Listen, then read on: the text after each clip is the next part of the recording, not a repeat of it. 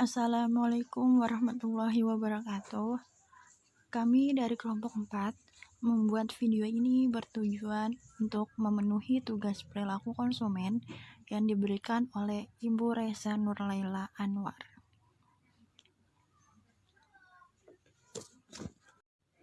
Sebelum video ini dimulai, perkenalkan nama saya Ikna Rahmadani yang akan sedikit memaparkan materi ini, dan selanjutnya akan dilanjutkan oleh teman-teman saya. Definisi subbudaya. Definisi subbudaya menurut Kotler dan Armstrong tahun 2001, subbudaya adalah sekelompok orang dengan sistem nilai bersama berdasarkan pengalaman dan situasi hidup yang sama. Definisi subbudaya menurut Stanton dan Lamarto tahun 2001. Subbudaya merupakan bagian yang integral dalam sebuah kebudayaan yang heterogen seperti di Amerika Serikat. Definisi subbudaya menurut Mowen dan Minor tahun 2002. Subbudaya adalah subkebudayaan nasional yang berdasarkan atas beberapa karakteristik yang menyatukan. B. Jenis-jenis subbudaya. 1. Usia. A. Pasar anak dan remaja. Usia pasar anak dan remaja adalah antara 7-19 tahun, dan yang berusia antara 16-29 tahun disebut generasi X baru. Generasi X baru sudah lebih berpengalaman dibanding usia 7-19 tahun. B. Pasar baby boomer. Usia antara 30-40 tahunan, di mana mereka memasuki tahun-tahun puncak penghasilan dan pengeluarannya, atau yang biasa disebut orang tua. Mereka cenderung memiliki pengeluaran untuk dirinya dan juga anaknya. C. Pasar dewasa. Kelompok yang termasuk dalam pasar dewasa adalah mereka yang berumur 55 tahun sampai 64 tahun. C. Pasar dewasa. Kelompok yang termasuk dalam pasar dewasa adalah mereka yang berumur 55 tahun sampai 65 tahun yang termasuk dalam kategori lebih dewasa. 65 tahun sampai 74 tahun masuk ke dalam kategori usia tua. 75 sampai 84 tahun termasuk dalam kategori usia sangat tua. Dan di atas 85 tahun termasuk dalam kategori usia renta. 2. Agama. Berbagai macam agama yang ada di Indonesia ini sifatnya pribadi. Kelompok agama juga mempunyai pengaruh penting bagi konsumsi suatu masyarakat. Banyaknya lembaga pendidikan yang berlatar belakang keagamaan menunjukkan bahwa saat ini masyarakat sangat membutuhkan suatu lembaga pendidikan yang dapat memberikan nilai-nilai agama yang lebih. Contohnya, Sekolah Al-Azhar untuk yang beragama Islam, Santo Angela dan Aloysius untuk yang beragama Katolik, dan BPK Penabur untuk yang beragama Kristen Protestan. 3. Kelas sosial. Menurut Mowen dan Minor tahun 2002, kelas sosial adalah strata yang relatif tetap dalam masyarakat yang berbeda. Masyarakat yang berbeda status, kekayaan, pendidikan, dan kepemilikan. 4. Jenis kelamin. A. Laki-laki.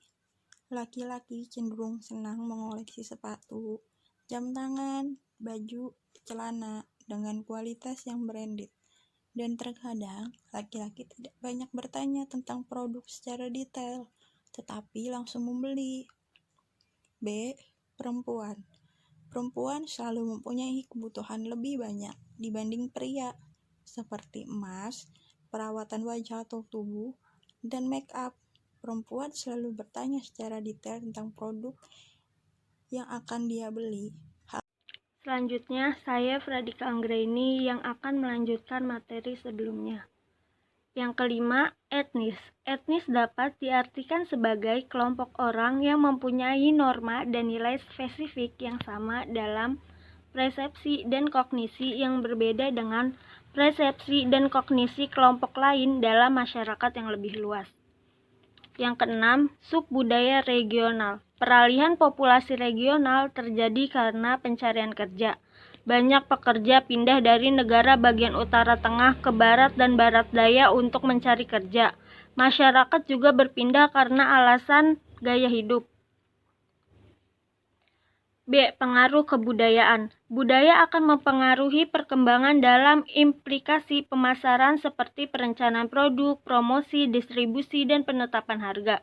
Untuk mengembangkan strategi yang efektif, diperlukan mengidentifikasi aspek-aspek penting kebudayaan dan memahami bagaimana mereka mempengaruhi konsumen.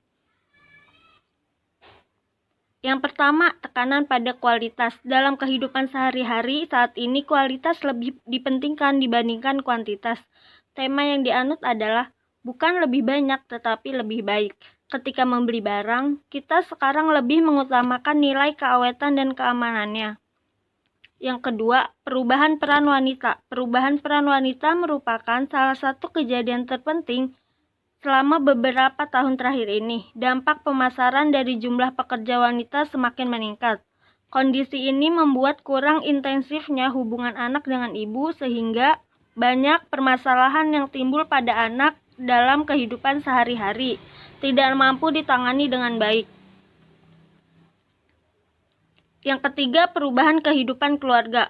Perubahan yang terjadi dalam perkembangannya mentalitas migran yang juga terjadi di kalangan keluarga kelas menengah. Perubahan ini terjadi sebagai akibat perpindahan penduduk dari kota ke pinggir daerah. Yang keempat, perubahan sikap terhadap kerja dan kesenangan. Orang-orang saat ini tidak lagi memandang kerja sebagai tujuan akhir hidup atau di atas segala-galanya. Pekerjaan terlalu sibuk, meskipun ditawarkan dengan imbalan tinggi, tidak menarik minat mereka lagi.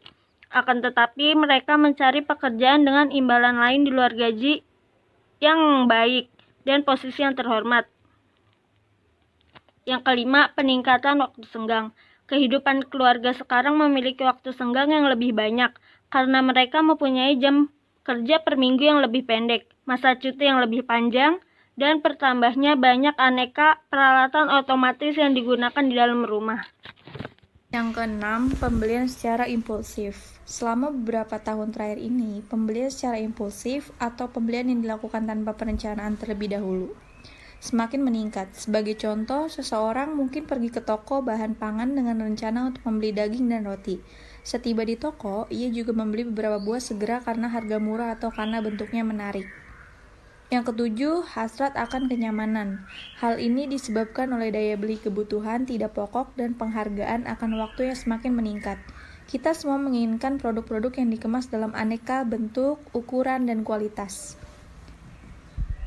Dan sekarang saya akan menjelaskan tentang pengertian demografi. Menurut Kotler dan Armstrong, demografi adalah ilmu tentang populasi manusia dalam hal ukuran, kepadatan, lokasi, umur, jenis kelamin, ras, mata pencaharian, dan statistik lainnya. Lingkungan demografis adalah kepentingan utama bagi pemasar, karena lingkungan ini melibatkan orang-orang dan orang-orang akan membentuk pasar. Selanjutnya yaitu subbudaya versus demografi. Konsep subbudaya dan demografi sangat erat hubungannya. Variabel demografis menggambarkan karakteristik populasi. Contoh variabel demografi adalah kebangsaan, agama, pekerja, pendapatan, suku, usia, jenis kelamin, status perkawinan, wilayah, pendidikan. Dan itulah subbudaya versus demografi. Dan sekarang saya akan menjelaskan kesimpulannya. Budaya adalah segala nilai, pemikiran, simbol yang mempengaruhi perilaku, sikap, kepercayaan, dan kebiasaan seseorang dan masyarakat. Budaya bukan hanya bersifat abstrak, tetapi bisa berbentuk objek material seperti rumah, kendaraan, peralatan elektronik, pakaian, undang-undang, makanan, minuman, musik, teknologi, dan bahasa. Produk dan jasa memainkan peranan yang sangat penting dalam mempengaruhi budaya, karena produk mampu membawa pesan makna budaya. Makna budaya akan dipindahkan ke produk dan jasa, dan produk kemudian dipindahkan ke konsumen dalam bentuk pemilihan produk, atau possession ritual, pertukaran exchange ritual, pemakaian grooming ritual, dan pembuangan divestment ritual. Terima kasih sudah menyimak video ini, semoga memberi manfaat dan maaf jika ada kesalahan.